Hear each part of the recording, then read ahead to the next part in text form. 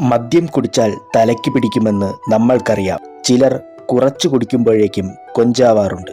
എന്നാൽ മറ്റു ചിലർ എത്ര കുടിച്ചാലും ഒരു മാറ്റവും ഉണ്ടാകാറില്ല. ഇതിനു കാരണം ആൽക്കഹോൾ ടോളറൻസ് ആണ്. ചിലർക്ക് ആൽക്കഹോൾ ടോളറൻസ് കുറവായിരിക്കാം, മറ്റു ചിലർക്ക് കൂടുതലും. മനുഷ്യരെ പോലെ തന്നെ മറ്റു ചില ജീവികളും മദ്യം കുടിക്കാറുണ്ട്. അവയ്ക്കും ആൽക്കഹോൾ ടോളറൻസ് വ്യത്യസ്തമാണ്. ലോകത്തിൽ ഏറ്റവും അധികം ആൽക്കഹോൾ ടോളറൻസ് ഉള്ള ജീവിയാണ് പെൻ ടെയിൽഡ് ട്രീ ഷ്രൂ. മലേഷ്യൻ കാടുകളിലാണ് ഇവ കാണപ്പെടുന്നത്. ഈ ജീവി നമ്മുടെ നാട്ടിലെ അണ്ണാന്റെ അകന്നൊരു വർഗത്തിൽ പെട്ടവയാണ്.